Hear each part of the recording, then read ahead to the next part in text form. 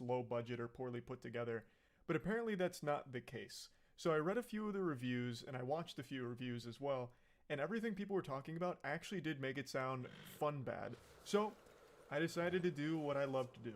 I dove into the septic tank, fucking cannonballed into the deep end in order to swim around in the sewage, just to see if it was fun bad. And now Ace Reporter Charles is here on the front lines to give you the verdict after watching 2 episodes. It's sometimes fun bad, but mostly just bad. The reviews led me to believe that there was a menu here that was serving something entertaining. So I came into the restaurant and I ordered the poop, but I got served the pee. There is occasionally moments where I get what I was hoping to order, which is entertainingly bad moments and content, but 9 times out of 10 what I'm getting with the show, at least through the first 2 episodes, is just a big fucking plate of nothing. It's just boredom, empty calories. I'm gonna get into it deeply here in just a moment, but just to give you a little context for the production, it was apparently already plagued by controversy before the first episode even aired. There was a lot of behind-the-scenes drama and a lot of, like, really turbulent changes and a lot of shit going on. So a lot of people already wrote off the show and put it 6 feet under, put the tombstone on top of it before it even aired, just because of all of this drama that was happening behind the scenes. They thought there was no way that it would actually come out and be decent. But I'm not here to really talk about all of that stuff behind the scenes, because I went into this show blind, not knowing any of it, and it's still bad. So let's dive in. Episode 1. Now, this is where I'm immediately talking about the show just being like eating fucking styrofoam, where you get nothing out of it for a long time.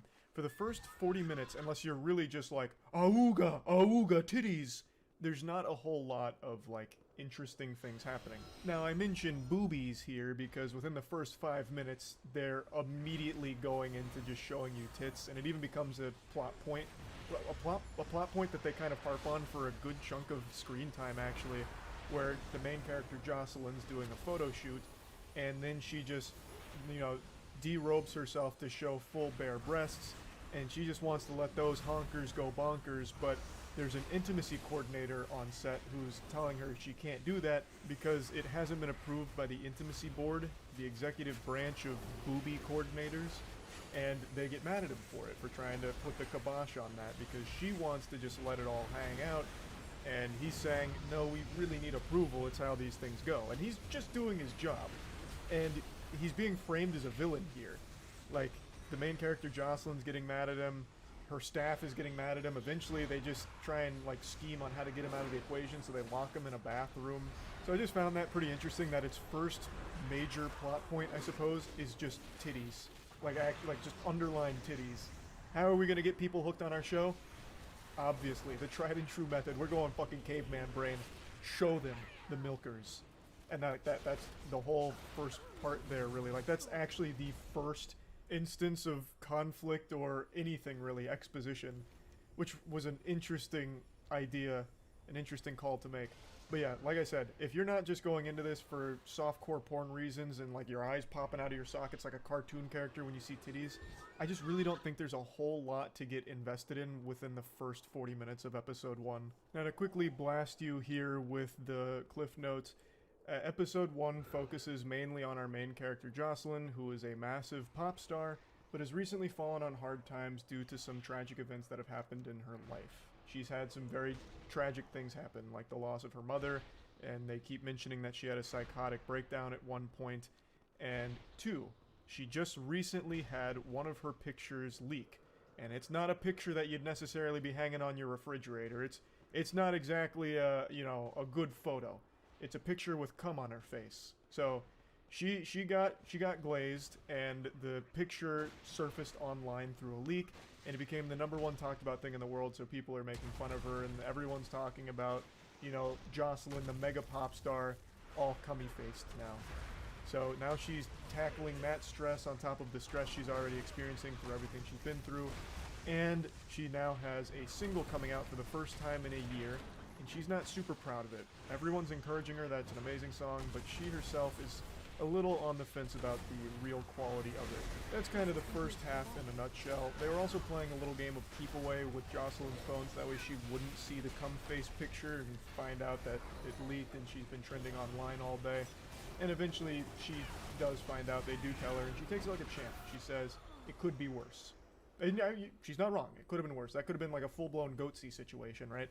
So she takes it on the chin, and then right after that decides that she wants to go to a club.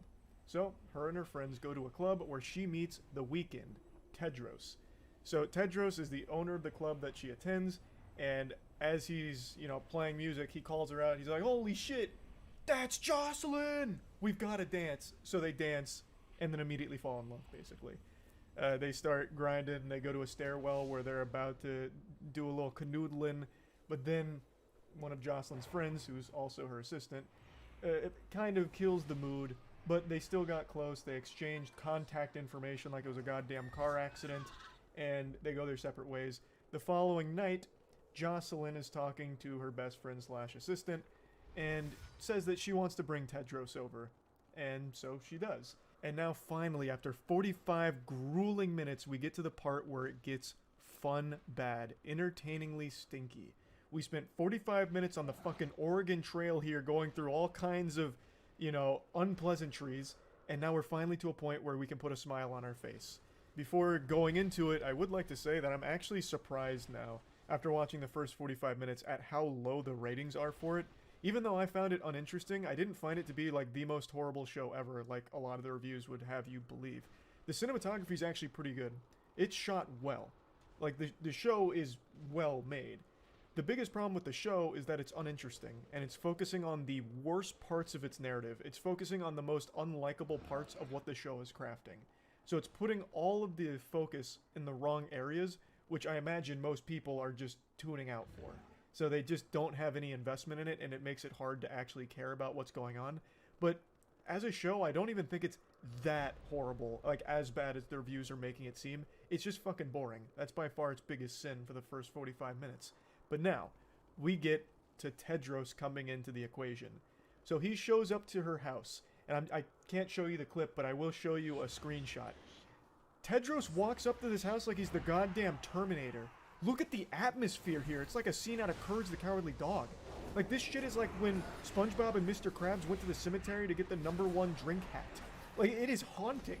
I don't know why he shows up like this. He's got a fucking trench coat on. He's like an assassin out of John Wick. Like, it is wild that he rolls up like this. And he goes into the house, too, with this same energy. Now, I had to take that picture with my phone because on Netflix you can't do, like, a screen cap. Or at least, I don't know how, I'm too fucking stupid, I guess. But basically, the doors swing open, and they're really, like, squeaky doors, like something out of a horror movie. And he's like the fucking Undertaker. He just, like, slowly walks up. And he continues that persona.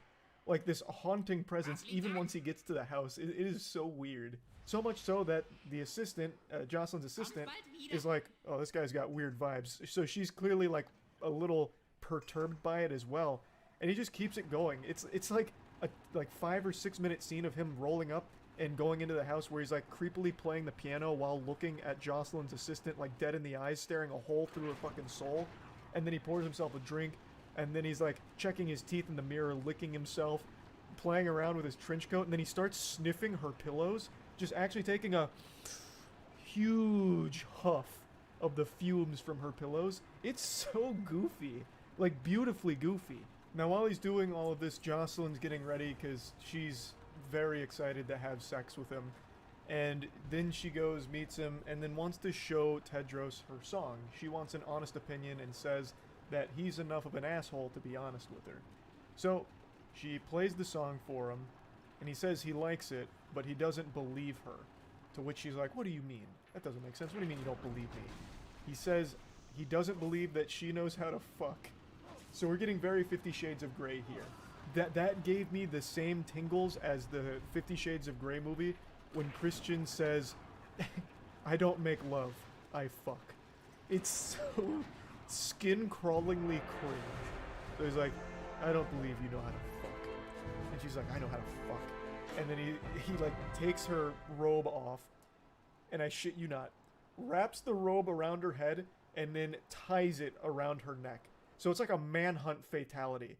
So he's got the robe over like a paper bag that he's trying to, like, strangle her with, basically. And then he gets out a knife, and he's like, "Don't panic, I know you heard the knife." And then he's like, "Open your mouth." And then he cuts a hole for her mouth so she can breathe. It's so fucking silly. And then the episode concludes with, after cutting the hole in the mouth, he says, "Now you can sing." It's super silly, and I neglected to mention a very important point with an ice cube that happens right before Tedros puts the robe over her head like he's about